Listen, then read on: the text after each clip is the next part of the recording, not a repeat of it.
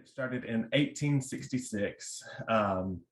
And here we raise, slaughter, butcher, pack, and ship 10 different species of animals. So those include chickens, turkeys, duck, geese, guinea, rabbits, cattle, hogs, sheep, and goats. And some of those are more seasonal, like turkeys, obviously around Thanksgiving. We focus those during that time and the seasonality of them. But all of our animals are, pasture raised. Our cows are grass fed, grass finished. One of our main goals is animal welfare. So anything we can do to make the animal's life better, we will do that. So kind of moving right along into our makerspace. So the departments that make up the makerspace are our leather department, our tallow department, and our pet department. Each of those departments kind of began between 2013 and 2014. They were kind of done in little sheds around the farm. Initially we were doing making rawhides in a small barn on the farm. And when I say small, it's, we could probably, if you know the size of the cowhide, we probably could have spread out 4 of them on the floor and taken up the entire room. So it was a very, very small project. Tallow soap and tallow candles were made in Amber's kitchen. Again, very, very small. All of our supplies we could fit in the bottom of a closet. It was very small scale. And then kind of the first wink towards leather was when we started trying to tan the hides ourselves. We were not wildly successful at tanning hides. But we had to start somewhere, figuring out what we're capable of, what we're not capable of, just all, taking all things into consideration. So in 2017, we built our zero waste workshop that is named our Makerspace. And then, once we built that, we were able to kind of expand the departments. Everybody had so much space at that time, which is not necessarily the case now. We have really even outgrowing this building that's, not even 10 years old, which is a good problem. Expansion is a good problem. It's kind of been a long time coming, but in 2017, we kind of were able to unite those 3 departments and pull them into one to be able to further our zero waste practices. Before I go on, I love questions. Questions help me know that I'm not boring you all to death. It kind of helps to guide the conversation. So if you have a question, just pop up, let me know, and we can go ahead and address it. Also, I love to be able to see folks. So, I'm going to request, I'm not going to require for those of you who are still in your pajamas, but my formal request is to turn your cameras on just so I can see who we're working with. My computer is great, but it is not my best friend. So we'll go from there. So kind of just to move right into why do we do what we do here in the Makerspace. So the United States produces around 268 million tons of waste each year. That's just waste in general, any kind of trash.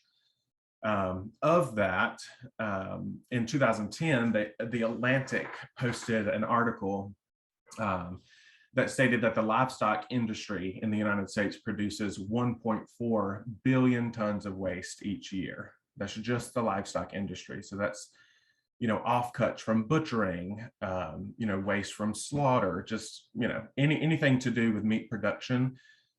1.4 billion tons of waste is a lot of waste. That article was published in 2010. So if history is a guide, it's gotten much worse since then.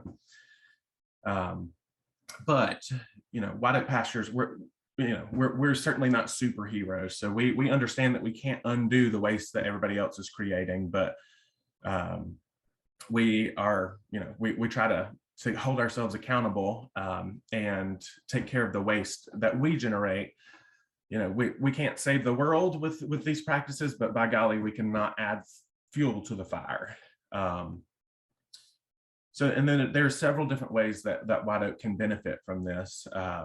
So first of all, it prevents us from having to dispose of items that don't necessarily compost well. If you've ever tried to compost, a cow hide, it really doesn't do anything. It takes years to break down. So when we do have to compost them, which is very rarely, thank goodness, we have to cut them into strips, cut them into very small pieces that it's, more manageable. We can spread it out more. And kind of the same thing holds true for excess animal fats. It just basically, if you've ever put animal fat out in the grass, it's just going to kill the grass and stay there. So it's, it doesn't want to break down easily either. But it also gives us an opportunity to kind of honor the animal. I think if we're going to, as part of having good animal welfare, we need to take into account that we're not, it almost seems disrespectful if we're wasting parts and pieces of the animal. We're going to raise it with the intent of slaughter. We're going to give it good, animal welfare. It's our job to make sure and be good stewards of that animal to make sure that each part and piece gets used. It's just a respect thing. I kind of hold that close to my heart. And last but not least, it allows us to add some value back to these, back to this trash. And it's like the trash to treasure kind of mindset. And our products, they do generate revenue, but it's not about the money. It's about, again, honoring the animal. But all of our products that come from the Makerspace, they have a story behind it. They have meaning, and a lot of times these days, products don't really have a meaning behind it. It's just to make money or to turn a profit.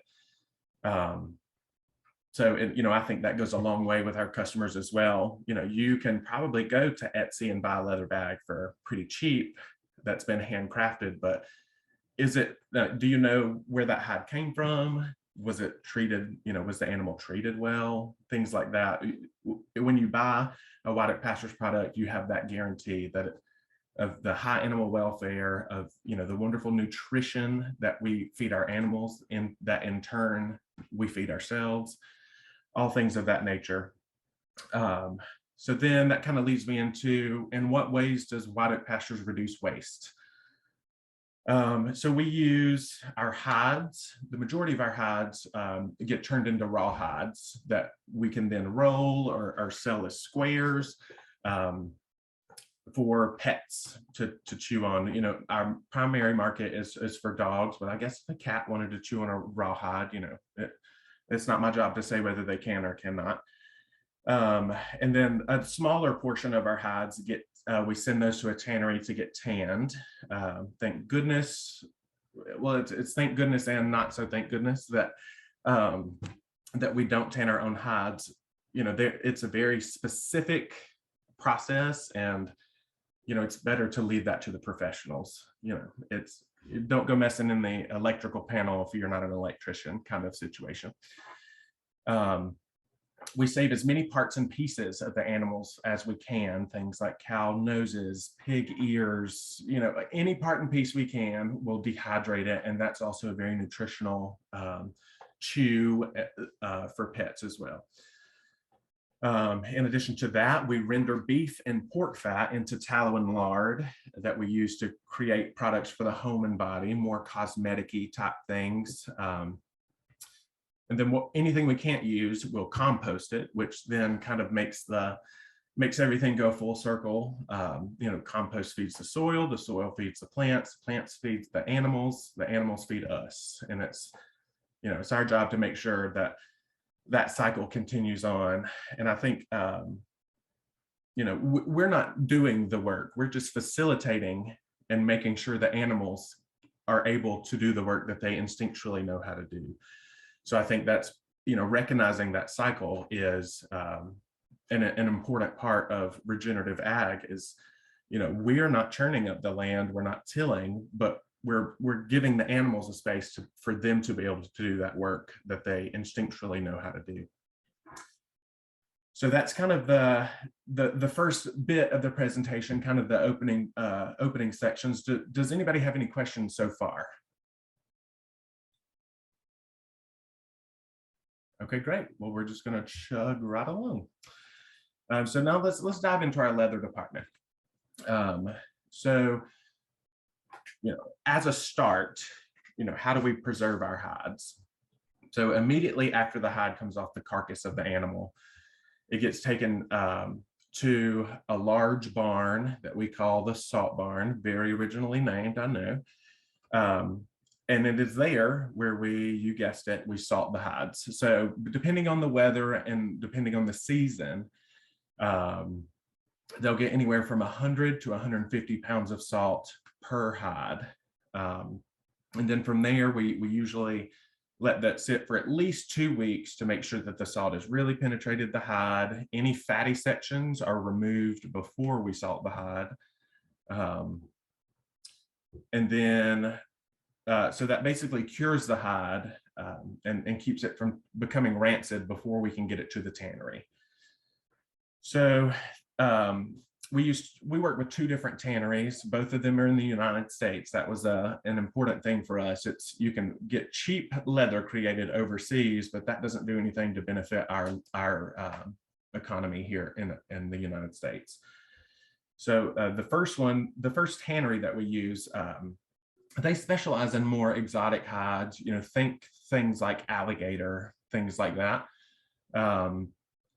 So their method is with chromium salts. So the hides, that process, chemically speaking, typically they will bathe the hides in a mild chromic acid solution.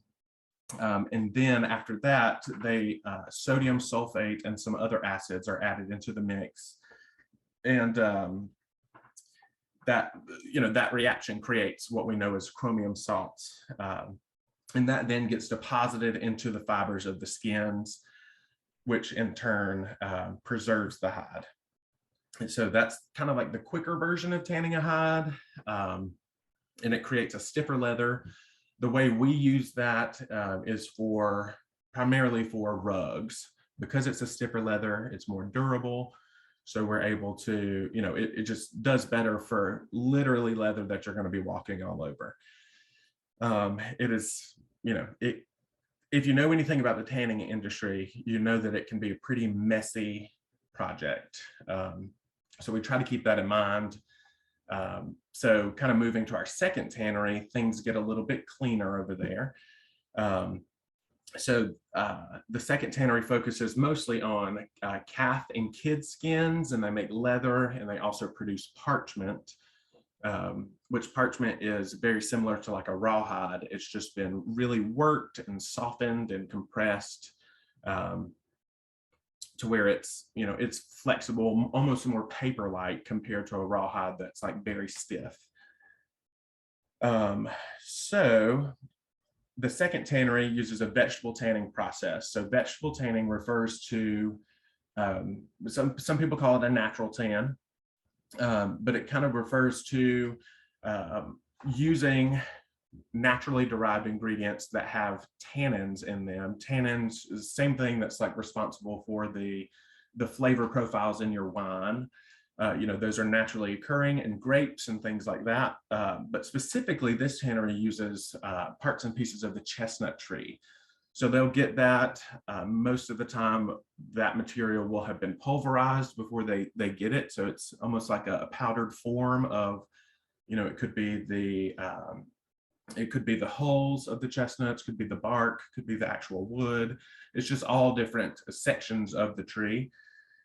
So after treating the hides with these naturally derived tannins, they basically bond to the collagen proteins in the animal skins, which in turn coats them and makes them less water soluble and less susceptible to, turning rancid and bacterial growth and things like that.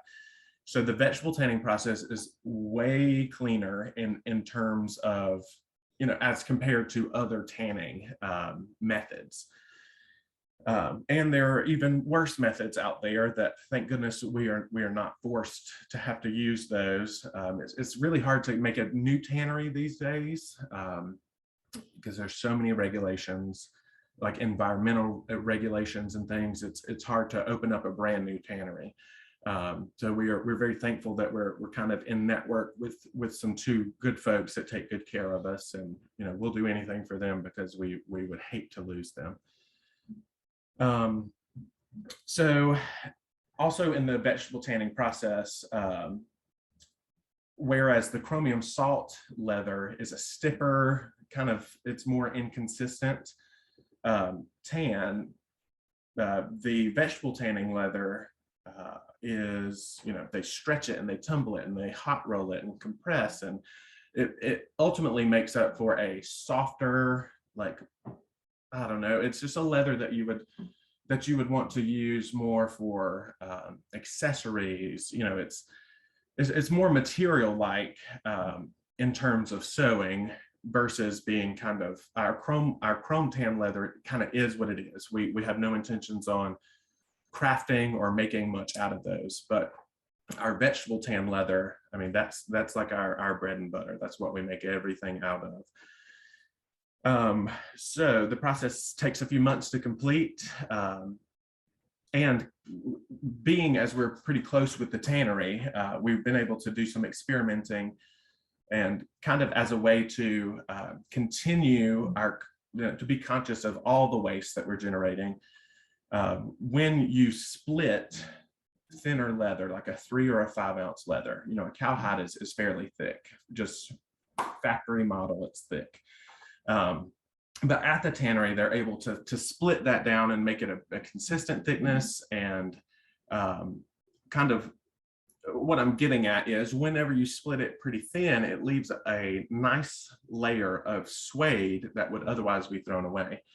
So what we've been able to do is work with the tannery and have them put a faux finish. So it's basically a piece of suede. And then they will put a faux finish, they'll dye it, it'll be waxed. It is still, it is still technically considered leather.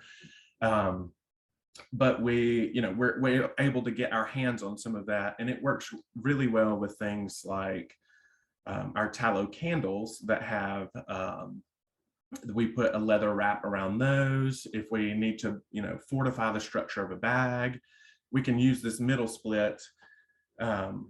It's just a different material. I'm not sure how much experience you all have with leather, but as a leather craftsperson, if you look at one or the other, you can feel the difference. But so we try to use the middle split leather because it's not like top-notch. It's not top-notch full grain leather. We use the middle split for things that, we're not going to make a full bag out of middle splits, but the little one-offs or candle wraps or things where it doesn't have to be the nicest leather, it allows us to use what would otherwise be wasted, kind of continuing on our practice even at the tannery, but then also lets us save the nice leather for, just for longevity's sake, being able to keep it in stock for longer. So once we receive our hides from the tannery, we basically inventory them. We sort them based off of type, color, and thickness. And then they kind of just go into a holding cell until we're ready to use them. It's really, really hard to make the first cut on a hide. It's just this beautiful, supple leather. And then then we're asking our folks, like, okay, now cut it in half. It's like, oh, I really don't want to do that. But once you make the first cut, it seems to get easier from there. But, we break these hides down. We have plenty of patterns. So kind of how I serve the leather department, I used to, be on the ground crafting every single day. And so now that I'm managing all 3 of these departments, I don't have as much time to craft as I would like. But kind of how I serve is, my job is to create the patterns. I design the bags. We also take custom orders. So, I will work directly with a customer along with our leather supervisor, Jamie. She's becoming really savvy with making these patterns and designs as well. But we'll work with them. We'll make a pattern that they just can't live without, and we'll go back and forth until we get it to that quality. And then I can kind of push that pattern on to the crew, and then they know. And that's a good thing about working closely with folks is, Jamie will know if I do make the pattern look like this or this or this, she knows that that actually means when you're putting it together that she's going to do X, Y, Z. So we all kind of mesh really well, which tends to help. And then some examples of some of the things we do. So we have our more traditional things that are, like this is a backpack made out of canvas and leather. It's got a zipper on it. I know you guys can't see that very well. Leather handles on here. It's really nice. And we wanted to we've done a roll top backpack before, but we kind of wanted to make a backpack that would be better for kids, all these people who are crazy about regenerative agriculture, well, their kids can support regenerative agriculture too by carrying one of these to school. So that's an example, but we do things like that all the way up to, something the size of this duffel bag here. This is probably one of the largest items we make here.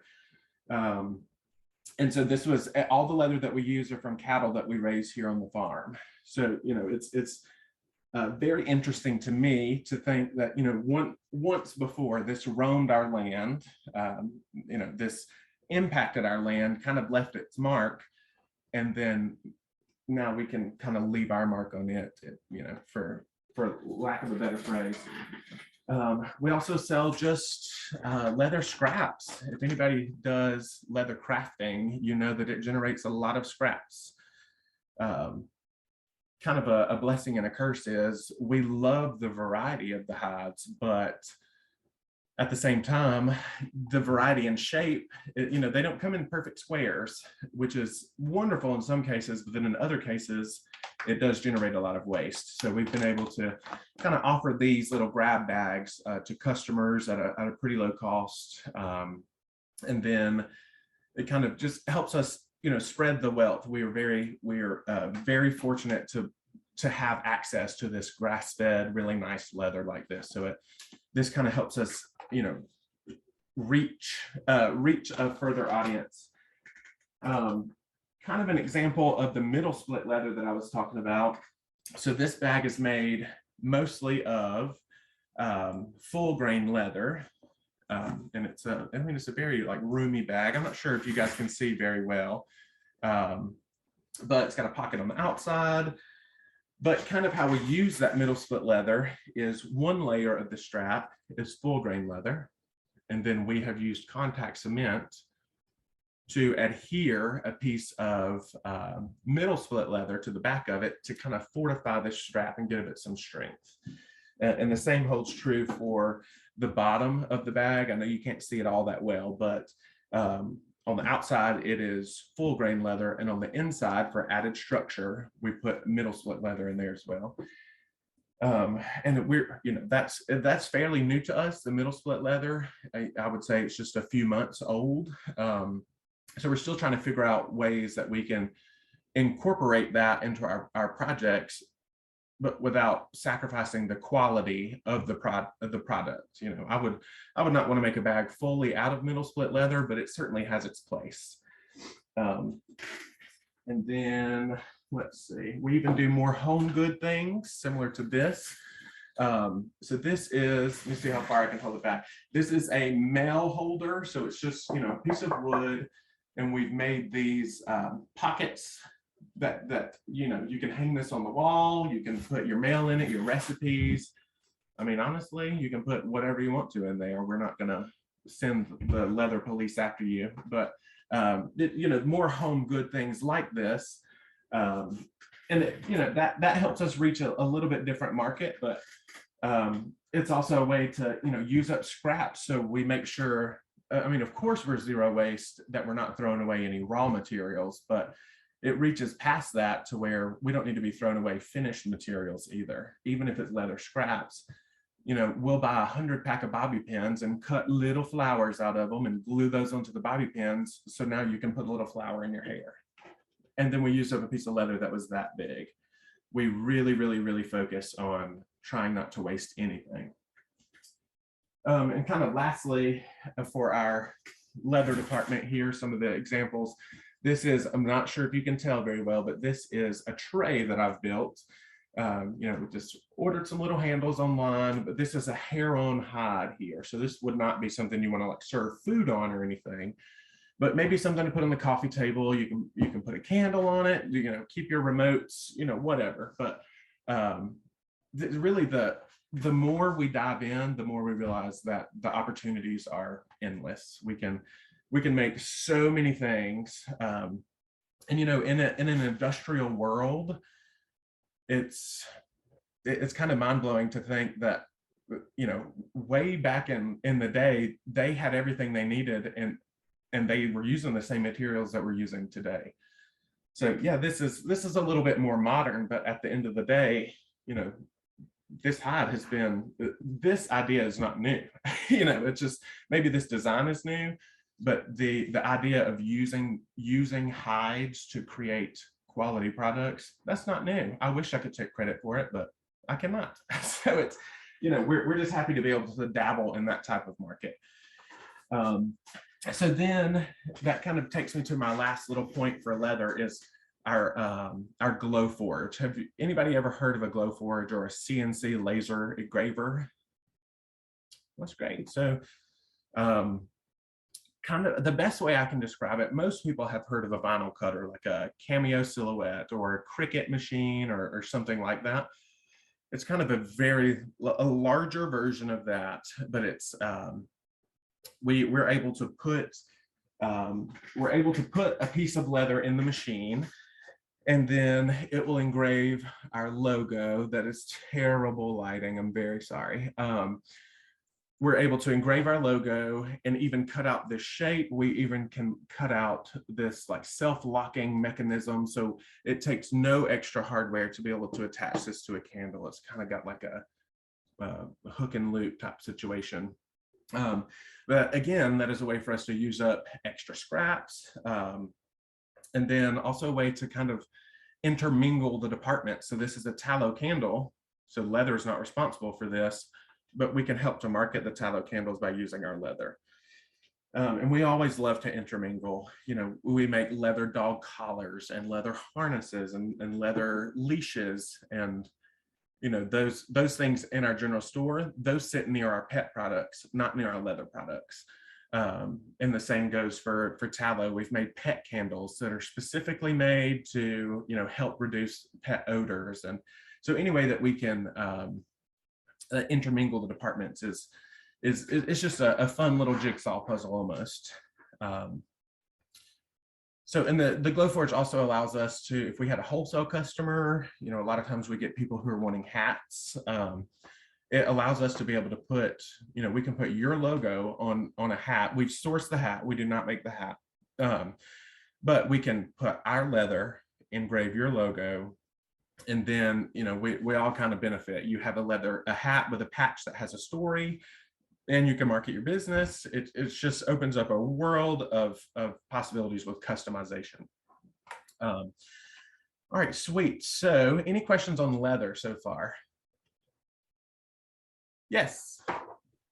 I was just, other producers who are trying to get into leather, you mentioned the tanneries are hard to come by. Do you feel like that's like across the country, or like for the most part, I think it is across the country. We're certainly not seeing any new tanneries pop up, but at least that I'm aware of. But the tanneries that are still standing, like one of the tanneries we use, and it's in Montgomery, New York. They're called Pergamena. They've been around for generations, and you know, they do excellent work. But you know, the problem is it's just so much cheaper to send it overseas and get it done. So you kind of have this, you know, this balancing act of, are we trying to save money, or are we trying to, make it full circle and make our products make sense and have a story? And for us, that story and that meaning behind the products was more important. But a lot of people are sending stuff overseas, or to Mexico, or just out of the country in general. But yeah, there's a lot of regulation, so it's a lot of times you can't really open a tannery that's doing what the tanneries are doing now, because they're kind of grandfathered in. So they can continue to do their practices, but if you were to start a new tannery, you're not grandfathered in, so you're going to have to be like pretty crafty with the methods. And it's all for good reason, though. Pergamena has, they're a very clean tannery, and like when compared to some other not so clean places. But they kind of have to circumvent all the regulations, and abide by those, because they're getting a bad rap from some of these other tanneries. So it's it's not necessarily a wonderful business to be in, but by golly, we sure are thankful for what they can do for us. Hopefully that answers your question. Anybody else have any questions about leather?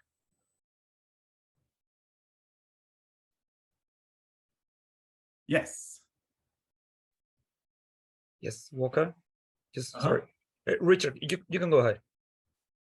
So I'm trying to figure out how the Native Americans tan leather before we had any of the technology that's currently in use at tanneries. What worked for them to make all the leather items that we know they used and developed? Yeah, for sure. So I would imagine that was a brain tan. So what I've always heard, and I'm not sure how factual this is, but what I've always heard is that an animal is born and raised with enough brains to tan its own hide. So for instance, if you, for whatever reason, wanted to tan a squirrel hide, that little peanut brain in there should be enough brain to cover and tan the entire hide. And the same holds true for, a cow. There should be enough brain in the skull to tan the whole hide. When I have done brain tanning in the past, it is a process of, no machinery. The only machine we used was a blender to blend up the brain, which, sorry if that's TMI, but we, throw a couple eggs in there just for the added protein. But that could have been done by hand as well. So then, you just have to let the hide soak. And after some time, and it's a really messy job, because you're letting it soak in literal brain smoothie, and then you have to get it out and work the hide. So it's a lot of stretching, a lot of pulling, scraping. I mean, a lot of manual labor, but it is entirely possible. There's, even some literature shows that, Native Americans would have a hide, and they would all stand around, almost like you see like a huge American flag on a football field, everybody's waving it, that kind of situation. And they would have the kids get in the center of it and just jump like a trampoline. And that was just yet another way to like kind of expand and pull apart those fibers. And the more you work it, the more you pull it apart, the softer product you're going to end up getting at the end of the day. So does that answer your question? Do you have any follow-up questions? Wonderful, wonderful. Did we have another question? Yes. Thank you. I feel so grateful to be here. And I've been following White Oak Pastures on social media. I'm not from the US. I'm from Chile, studying in Brazil, and kind of a big fan here. I've been studying regenerative agriculture for a while, and specifically animal welfare. I've been asking around to many regenerative agriculture, like people, farmers, or extension agents or something, and something new that you brought up that I really liked. It was about honoring the animal.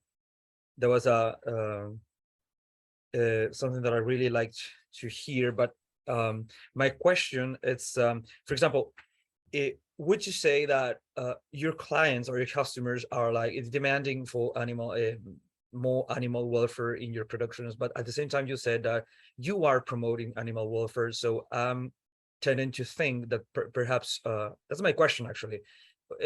The perception of what animal welfare is there a difference between what your consumers perceive or what you understand about the concept of animal welfare? Do you think it's pretty aligned between you and your customers, or do you are seeing two different things? Yeah, well, that's a great question, actually. I think it's really easy for consumers to think that animal welfare is, you know, I'm going to give this cow a name and I'm going to love it and it's going to be my best friend and I'm going to spend a lot of time with it. And, you know, I think it's really easy to kind of go the route of thinking of the animals as your pets. But if we think about, you know, if we think about like our pets at home, I have a wonderful example here. This is Princess Parker. She's our shop dog. And you can take one look at her and know that she does not live a life that she was instinctually meant to live. And so I think the kind of just getting down to the nitty-gritty of it is these animals are not our pets. And kind of going back to what I was talking about earlier about, you know, it's not our job to do the work, it's our job to facilitate and manage so the animals can do what they're instinctually meant to do. So I think, you know, animal welfare is kind of depends based off the different species, but it's, you know, giving them the opportunity to act according to what they've been, you know, genetically built to do, which is to graze. I mean, what more does a cow want to do other than eat grass, you know? But, you know, keep predators away, things like that. But I think the majority of animal welfare, well, and it might not be the majority, let me not misspeak, but I think the biggest battle is not mistreating animals. You see so many people, so many like commercialized meat production plants that mistreat the cows. And that doesn't mean they're going out and you know, beating the cows physically, but you know, you're going to jam 5,000 cows into one barn. That goes directly against what they're instinctually meant to do. Right. However, you put them on pasture, you don't tell them what they need to be doing. Like, no, get up, you need to be running laps, or no, you just put them out there and give them an opportunity to do what they know to do. So I think the best animal welfare is just simulating what they would encounter in the wild. You know, I've never seen a depressed squirrel in my entire life. Why? You know, they do what they want to do, and they do what's in their genetic behavior to do. So I think there is kind of a misalignment with what animal welfare really is versus what people think it should be. You know, going out and naming all the cows, you know, it's cute and all, but that is us like kind of personifying onto the animal. They don't care if their name is Becky or, you know, they don't care. They just want, is there going to be grass? Are we going to move to a new paddock today because we see that there's some pretty good grass over there? I found some grass back over there. You know, like that's what they want to do. So, you know, letting them do that, I think, is one of the biggest things that we can do to, you know, make sure that we're taking good care of our animals. Great. Does that answer your question? Yes, absolutely. Thank you. Wonderful. Wonderful. Any other questions on leather? Right. Oh, yeah, go right ahead. So I'm gonna pursue the question a little deeper. Okay. I'm sure there must be some Native American tribes across the country somewhere that are taking a deer hide, elk hide, bison hide, whatever, and turning it into a product that's usable, either as part of their clothing or housing or whatever it is. And has the White Oak Pastures folks ever gone to those people to see and learn from them? How did they do that? What is it that they're doing that we might be able to do back at the ranch? Yeah, well, that is a great point. And As far as I know, we have never went to them. We've had several specialists, invited them to the farm. You know, some professors. I want to say it's been years ago, maybe 2015. So, you know, we had a professor from Auburn University come over, and he's the one that actually helped us brain tan.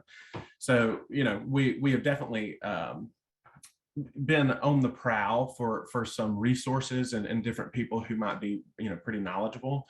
But as far as going to, you know, to the Native American tribes and seeing how they do it and in their environment, we have not done that. And, you know, that's a great idea. You know, it's something that we need to look into and you know, and maybe pull together, because I mean, that makes me excited to think about something like that. So we have not done it, but, you know, hopefully we will get to. I appreciate that question. Thank you. Yeah, you're welcome. Anybody else for leather? If not, we'll move right on to tallow. Good deal. Okay, so tallow, what is tallow? So tallow is a product of rendering beef fat to a pure or more pure form. So historically, tallow was used for street lamps or candlesticks. You know, you might have heard them called tallow dips, and that kind of refers to, you know, if you have a wick and you're going to dip that in the tallow, pull it up, let it cool, let it harden. You're going to dip it again. If you've ever seen how candlesticks are made, that same exact idea, just you know, minus the wax, add the tallow, that type of thing. It's also been used for mechanical lubricants, you know, in machines, and it's also been used for, you know, purposes of making biodiesel and different things like that.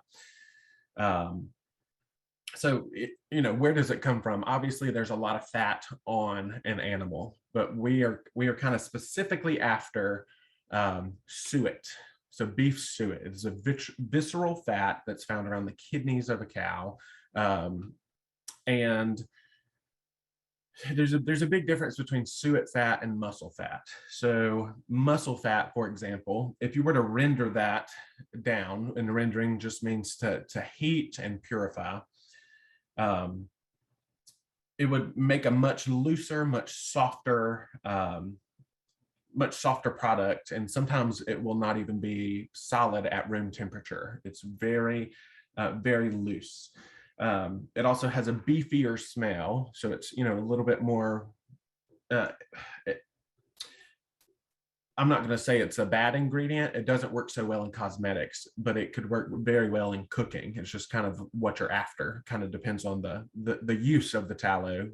But if we were to use muscle fat tallow in a candle and it's got an incredibly beefy smell, you know, it doesn't matter what the candle smells like. If it smells like beef and, you know, essential oil or beef and fragrance, it's going to throw things off. So we specifically go for the suet fat. So a suet, again, it's a visceral fat found around the kidneys of a cow. And it's got a higher melting point, a higher smoke point. It's great for, you know, it just tends to be better for cooking. And it generally lacks that beefy smell. And it just also makes a more dense, harder product. Whenever our tallow is done, you know, it's not something that you can like pour out of a bucket. We have like almost like spackle scrapers, and, you know, and we'll plunge that down and like cut chunks out, and it'll come out, you know, it's a very dense final product, and that's what we're after. So let's see. So yeah, that works great for making candles and soaps, like bar soap, because you want that to have a certain amount of density. With our candles, we do add a small amount of beeswax. That kind of just helps the longevity of the candle. Nobody wants a candle that's going to burn out in one afternoon. But it also helps to like hang on to some of that fragrance or essential oil that we might be adding.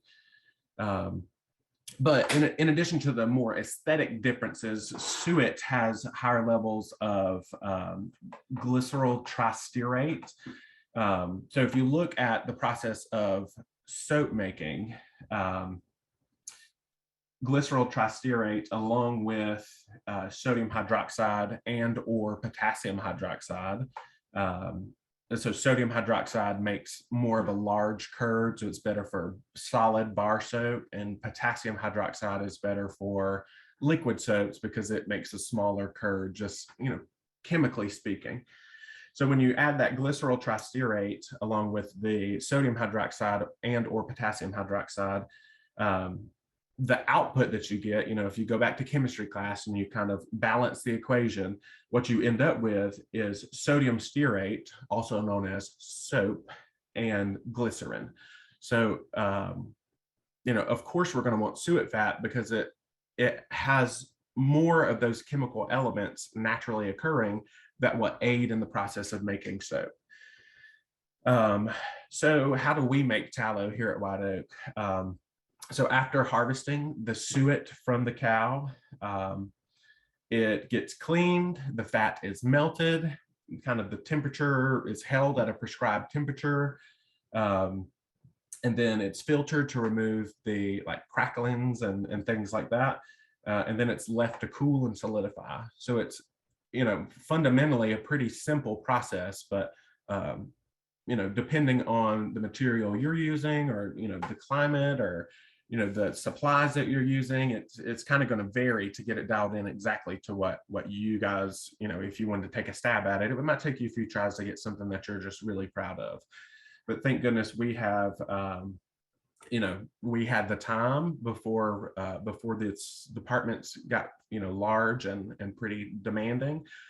We had the time to figure out those things, and so we have our process down, and also, thank goodness, we have somebody in our own farm. We have a commercial kitchen here on farm, and they're able to process that there in their facility, just because it is such a larger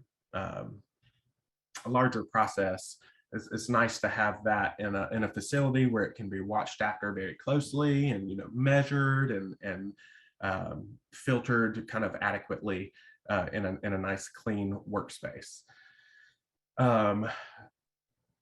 So we've talked about kind of what is tallow, where does the fat come from and how do we make it? So now let's talk about it as what are its qualities as an ingredient?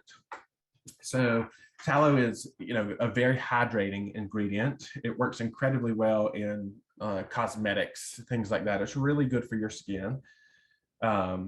Things such as soaps, lotions, balms, moisturizers, things like that. It's rich in antioxidants and various vitamins as well, including vitamin A, vitamin D, and vitamin K.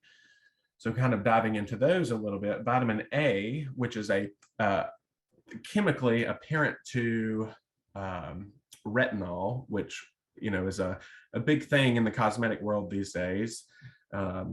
And I just can't help but think, you guys buy your retinol, but, we get it naturally derived, and in your face. But, retinol can be really beneficial for your skin. It's been known to stimulate the production of collagen and reducing the appearance of fine lines in the skin. So a lot of people will use tallow in their crow's feet or on their forehead, and it kind of just helps to plump those back up. And as we all know, collagen, as we get older, we don't produce as much collagen, which is, responsible for a lot of our wrinkles. So to have that vitamin A naturally occurring in tallow, we can literally reverse the effects of time. You're welcome. So then there's vitamin D. Vitamin D has anti-inflammatory properties. And can, help to clear acne and treat conditions, similar to psoriasis, things like that. And then lastly, vitamin K is it's kind of like the recovery vitamin. It protects the collagen that's already in your skin, so it really doesn't do anything to help the collagen creating processes in your body, but the collagen that you do have, it helps to really protect and make sure nothing bad happens to that. Because certainly if you're trying to increase collagen production. You don't want to get rid of the collagen you already are producing, you know. So with that, we make several different products. So we're going to have another little show and tell here. So our we've already talked about a candle. So this is 3 ingredients. It's a, you know, a fairly hard feeling. If I had to compare it to a more commercially produced candle, I would compare it to a soy wax candle, where the wax is not incredibly hard or dense, versus like a paraffin wax candle that, you know, paraffin wax is just really hard, or a pure beeswax candle is really hard. So you know, it's not the hardest candle in the world, but it's fairly soft. But what I like about it is when you're burning the candle, you get to, it melts a little faster, so it pulls up a little better, which means that it can kind of help to spread that fragrance around a little more quickly. We also have tallow soap. So this is a bar soap that we have formulated. So it's actually the original recipe. We're still running with the same recipe that we began with back in 2013, 14-ish. We had a couple interns here on the farm who just, you know, they were dabbling with biodiesel, they were dabbling with all kinds of different things, and they ended up kind of settling on this soap recipe. And it, you know, it has just been, we all love it. It's a wonderful product to have, and it has very few ingredients, and you can pronounce all of them, which is another big thing. But this is a very dense block. I'm not sure if you can hear, you know, it's certainly not soft. In addition to that, we also do pastured pork lard products as well. So we have a pork lard bar soap, and it is a little bit softer. It almost seems as though lard is a little bit more moisturizing, and it's just at room temperature. Lard is pretty soft anyway. So but we like that there's a difference between the two, because they have different benefits for the body, and just a kind of a different appeal. We also have foaming soap that so I formulated this recipe 2 or 3 years ago, and as far as we know, whenever it was created, we were one of the first to create a liquid tallow soap, if not the first. I guess there's no way to know for sure. There's some other ones on the market now, but it's just, you know, it's really nice. Everybody's like kind of crazy about how it foams. You know, to think that was a very hard, dense tallow, and we've been able to make it foam is, you know, it makes me sleep better at night. I don't know about you guys, but it took about 12 renditions to like get to a good final product that we were all really proud of. And with that, you know, we have to test the pH, and you could have done the entire soap process correctly, but if the pH is off, it won't feel right when you're washing your hands, and we don't want it to dry your hands out, and all those things go into consideration. But thank goodness this has been very well accepted. We even, if you visit White Oak Pastures and you use the restrooms in our general store, that's our soap that we make in there. It has just been a really great product for us, and it kind of opened up several doors to us being able to understand what we're capable of. So along with that, we also sell a refill bottle that, you know, you should get 2 or 3 refills out of this. So if you run through this, buy this. And then kind of in the same vein as that, we've created a tallow body wash. So this is, you know, the formula and process is very similar. There's just a few extra ingredients in this that helps it be thickened to look more like a shower gel. But we have a few people on the farm. Our director of tourism, her daughter has very sensitive skin, and this is our lavender, which is named Star Grazing. And so our Star Grazing body wash is the only thing she bathes her kids in, because it's one of the only soaps that does not irritate her children's skin, which is such a compliment, I feel like. So then in addition to that, we also have a tallow moisturizer that we make. So this has been whipped. It's very like airy and fluffy material. You know, it's just very, it's just really good for the skin. It's got some stearic acid in there, which is also very good for the skin. You know, this seems to fly off the shelves for us, and I think that's a testament to you know, the benefits that folks have seen when they're using it. And it's got adenine. It's not just tallow, but you know, we try to be very well researched on the ingredients that we use to make sure that, you know, we want them to be as clean as possible. For example, our candles use fragrance oils and essential oils, because we know, you know, fragrance oils, we understand that they're not the cleanest thing in the world. So we still offer them, but we also offer essential oil candles as well, as along with unscented candles. But anything that you put on your body has either no essential oil or it has, you know, essential oil. We do not put fragrance oil in anything that touches the body. You know, it's one thing to smell a pretty fragrance, but it's another to rub it all over your body. Your skin is your body's largest organ, and, you know, that's just something that we are very careful to stay away from. In addition to that, we have our salve, which is, you know, kind of similar, but this has not been whipped. This is more for like 911, my knuckles are cracked and I'm gonna cry about it.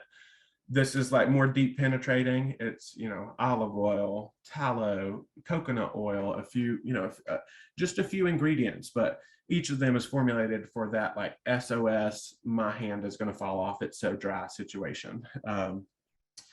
And then in addition to that, we have our lip balm. So a tiny little jar here, but it'll last forever. My problem is not how long it lasts, it's how long I can keep up with it. So, you know, I need one on like a retractable reel almost. So that's just kind of a scattering of our tallow products. So does anybody have questions on tallow so far? I have a quick question. Yeah, of course. What's that? About some of the products in general. I know that it's hard to do everything the way that we'd like to do it, but I'm just curious about like the impact of all the packaging, just to make sure that all this product is being used and not thrown away, and like how you guys think about you know, the effort it takes to market something and put it through the process of becoming a product, and then the impact of like all the packaging and things like that. And have you guys thought about like sending bottles back, or just having more like reusable packaging as an option? So we're actually in the process of kind of redoing some of our packaging right now. So we have like, we try to package as many things in glass as we can, even though it might not make it back to us. Our hope is that the consumer can then reuse this or something. However, this does have a plastic lid. So now when we order, we're getting the same jar, but with a metal lid, which is what we have here. And then, so our, for example, our foaming soap, that is in, whoa, just brightened up in here. Our foaming soap is in plastic packaging. That was something that we really, you know, we don't want it to be in plastic, and we search and search and search for, you know, glass foaming soap bottles, and it's, you know, it's just really hard to find those things. So we are, you know, I would say at least once a month, I'm on the prowl for like something new. What can we replace it in? So that's kind of how this refill was born.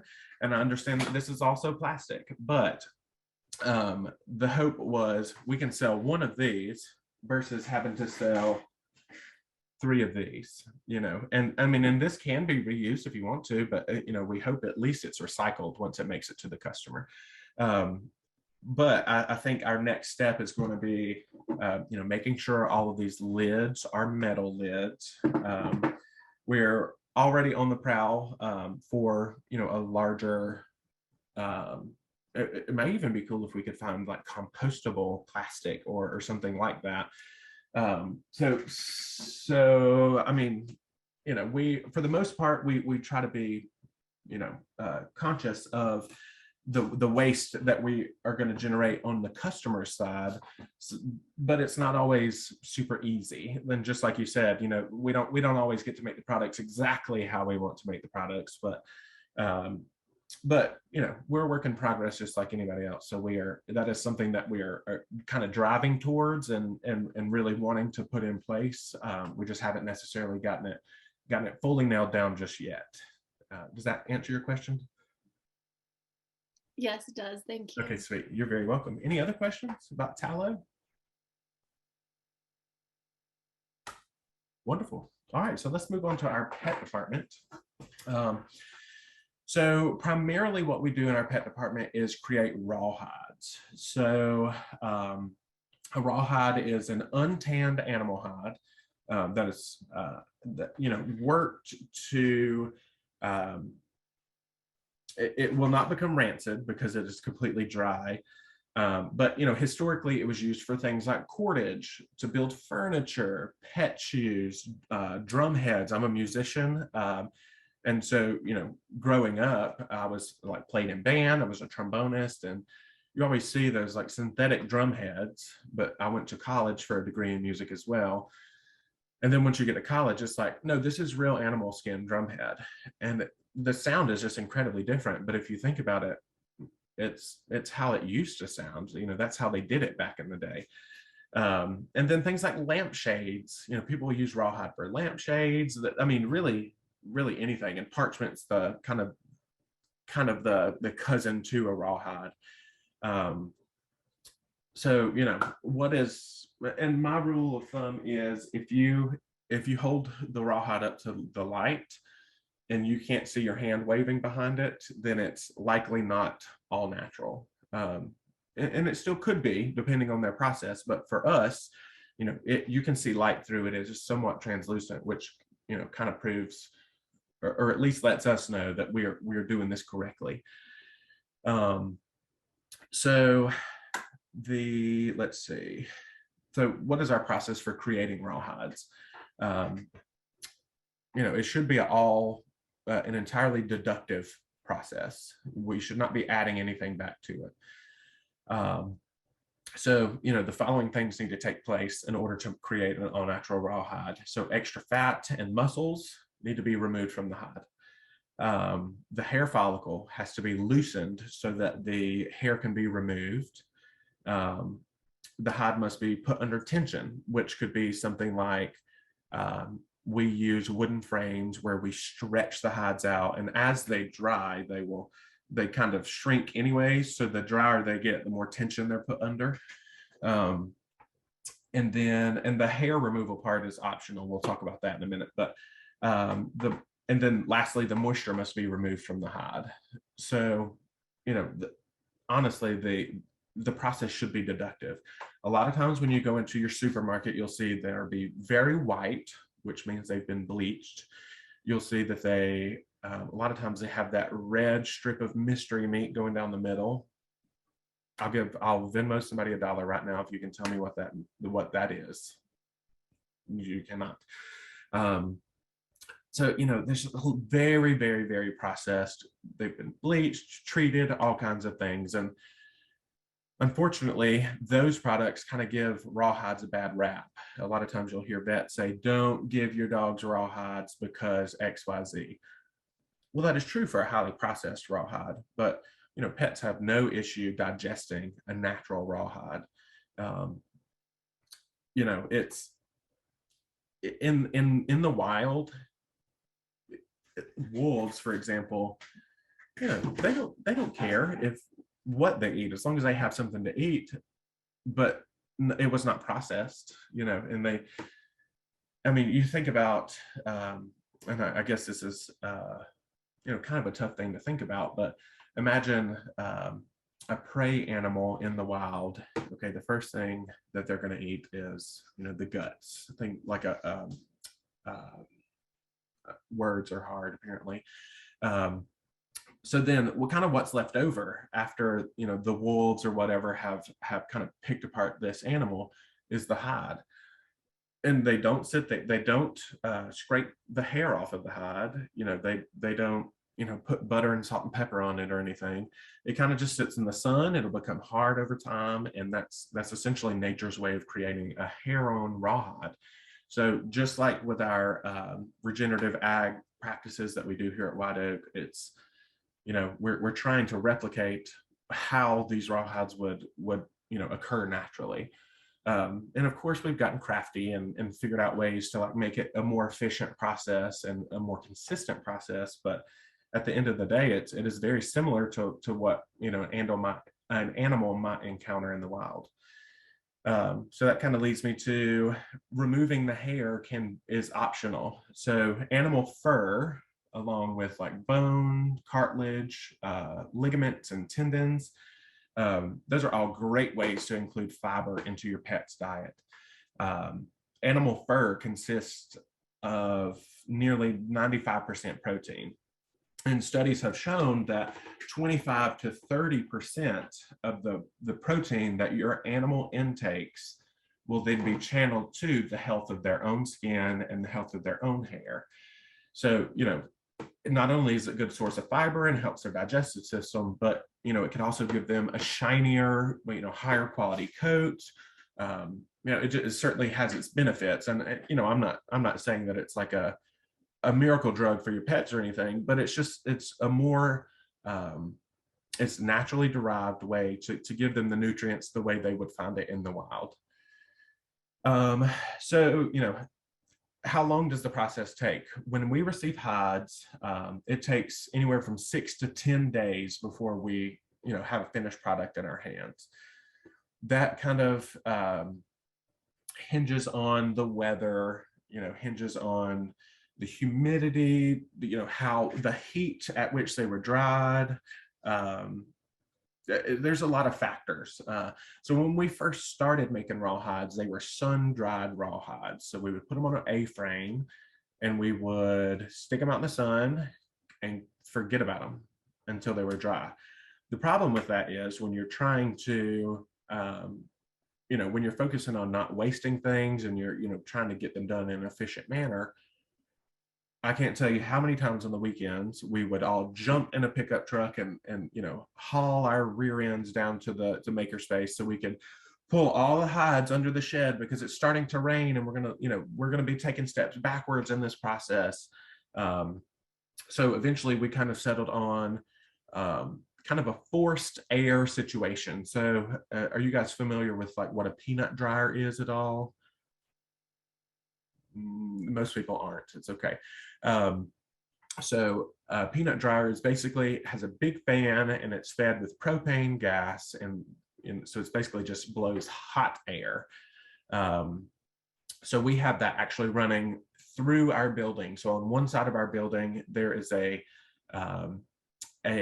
peanut dryers on one side blowing into a room, and we got a vent on the opposite side of our building where the excess air can go. But with that extra heat and forced air, it really does a good job of drying out the hides.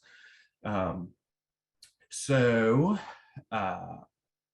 in addition to cow hides, we also do, we primarily process cow hides, but we can get parts and pieces from sheep, goats, rabbits, things like that. So we might say rabbit ears, tails, and feet, but we don't slaughter nearly as many rabbits as we do cows. So it's, we tend to see those things come in like little spurts. We'll get some here, and then it might be a month, and then we'll get a bunch of parts and pieces there. But then we can also make goat and lamb rawhide rolls, as well as like goat and lamb tripe, or goat and lamb ears, or jerky that we can dehydrate and all of that. So that kind of leads us into dehydrated goods. So, what does that include? Our dehydrated goods consist of any part of the animal that is not being sold for human consumption, that we are allowed to use by the USDA, and that is not the hide. So anything left over, that can be ears, noses, hooves, trachea, esophagus, stomach, tongue, tails, feet, heads, necks, all, really any part that we can get our hands on. And then, so I have a few examples of those as well.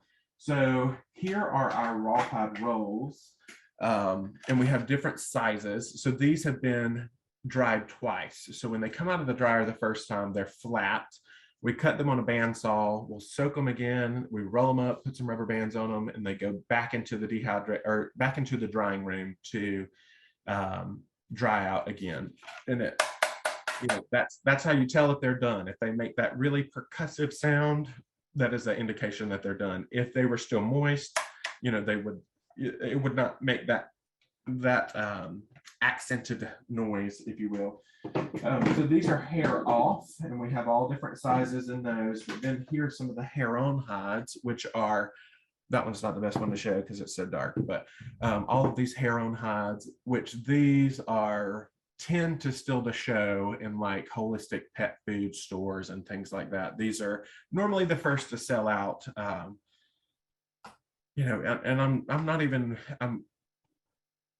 I'm not sure if it is the owners who are like, yes, I want you to have this because this is better for you, or if the owners have noticed that the dogs prefer these. It's hard to say like where that demand comes from. Is it just because the dog likes these better, or is it, so it's hard to say, but most of the time these will sell out faster.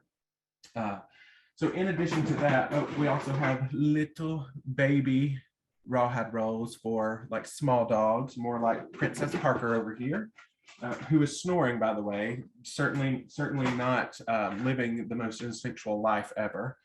So then in addition to that, we have like a cow ear.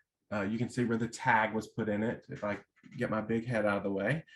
And so this has been dehydrated. Same thing, cow nose. And then in addition to that, we also do, like, this is beef trachea. So this is, this is the windpipe of the cow basically, but it's pretty hollow. We tend to, recommend these to dogs who, maybe their teeth aren't so good. Well, they're hollow. So once they gnaw on it for a minute, they'll kind of break through and they'll be okay. Versus, if a dog has bad teeth, maybe this is not our best product to buy, just because once you get through the first layer, there's going to be another layer and another layer, things like that. This is what we call a pig out bag. So we have all these different bags. And so this one would have all different parts and pieces from our pig. So it, and it's just, literally mixed bags. So this one's a 5 count, so it gets 5 pieces. It might be hog skin, it might be pig tails. It just kind of depends on what we have available when we bag them up. And the same holds true for, we have a poultry platter, and this has chicken heads, duck heads, turkey heads, all of those in feet. It's so we really do try to save every little bit that we can, and we'll turn it into something. Even the cow tails, we don't save those for the pet department, but we'll save the cow tails for the leather department, where we kind of preserve those in-house, and then we'll create fly swatters out of them. Mr. Will was pretty adamant. He was like, this will be pretty awesome if y'all can figure it out. And so we worked, and we did several different renditions. And so now we sell our cowtail fly swatters in our general store, and they're great, and they're just fun little items. We even take let's see, so our rawhides, we can put our rawhides in the Glowforge. And so this was a company for Valentine's Day. They wanted us to engrave their logo on here to be able to send out to their customers, and we were able to make it happen for them. So it's, not only are we zero waste, but we're pretty crafty as well. And we even save things like the cow scrotums, where we'll send those to the tannery, and they'll come back, and we'll wet mold those into a cup, or we might make what we're calling like a everybody says we should call them a scrotum totem, but really it's a primitive pouch. That's how people used to make bags back in the day. So we always try to honor that kind of old school way while also, kind of being inventive at the same time. And that's where we get radically traditional farming. We try to do things traditionally, but in a new way. So that kind of brings that all full circle. So this, that basically concludes the pet shoe side of things. So, well, I'm going to open up the floor for any additional questions here in a second, but I just wanted to tell you all, thank you so much for coming to listen to me speak. We're very proud to do what we do here at White Oak, and it makes us feel very good and warm and fuzzy inside when we have people tune in to hear about the things that we're doing and the practices that we've figured out and are still figuring out along the way. If you want to check out any of our products, you can go to whiteoakpastures.com, or if you have any additional questions or inquiries that maybe you don't want to put here in the call, you can feel free to shoot me an email at walker.holmes@whiteoakpastures.com, and we can, I'd love to sit down and chit chat with any one of you. So with that, let's open up the floor to any last questions. Yes, thank you. Just two quick questions. You talked about preferences about this for pets, for example. Would you say that have you seen or have you tested in your own dogs or pets in general the preference, like your rawhide versus this regular treats or something that they are usually like very like artificially flavored? What do you think about that? And the other question is you can just answer that. Okay, sweet.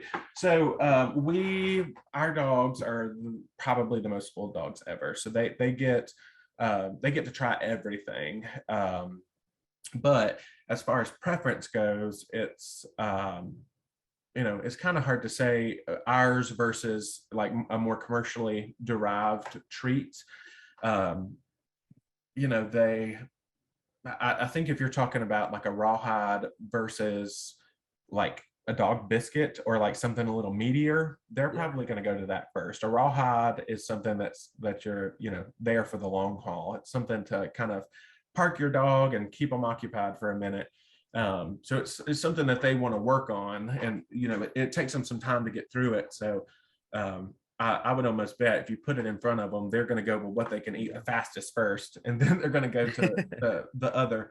But also you have to consider the artificial flavoring and the artificial, well, I say artificial, the commercially made treats and chews and things, they have things added to them to make them smell more enticing and make your dog go nuts over it. So the dog may want more of that, but also kids are going to want soda or sugar over a bottle of water. It might not be the healthiest thing for them, even though that's what they're gravitating towards. So it's kind of hard to give you an exact answer, but I get it. Palatability doesn't equal healthy. Yeah, that's right.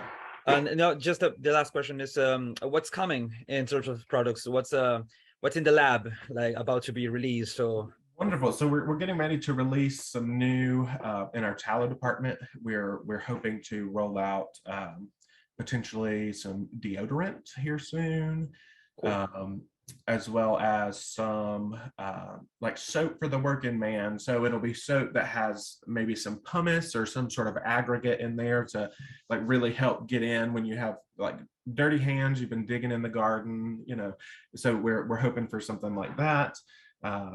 We're going to release a line of eucalyptus products here soon. That's just not an oil that we've used a ton of in the past, but I'm a huge fan of eucalyptus, so I was like, I think it'll be pretty well accepted. So I don't think that'll be any new products, but it'll be just different versions of our current products. In our leather department, we've made 3 new things just this morning. So it's, that's every day. Now, whether they get released online or anything like that kind of just depends on how the sales go. But being as we take custom orders, we're always creating new things in our leather department.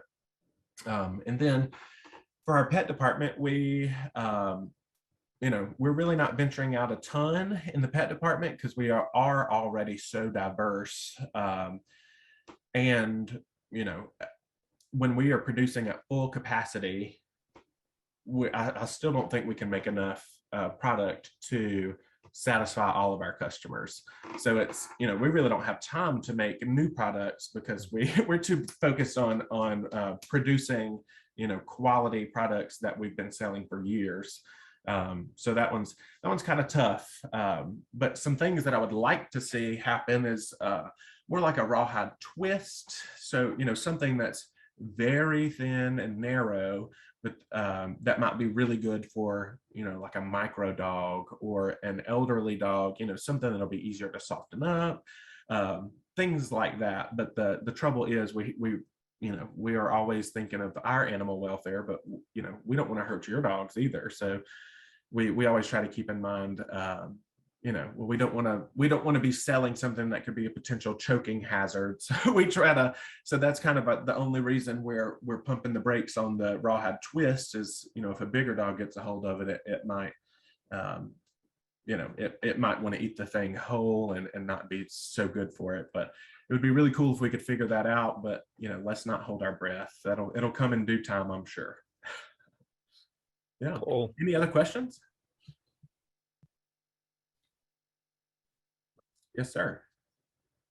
So I have a question, because you got so many things that are with the homemade flavor to them in terms of what you're doing and producing. I can't help but wonder how you handle liabilities, because people are always afraid of this and that, and they might buy something they've never bought before, and if their pet gets sick or they get a weird rash from one of the, how do you deal with liability issues?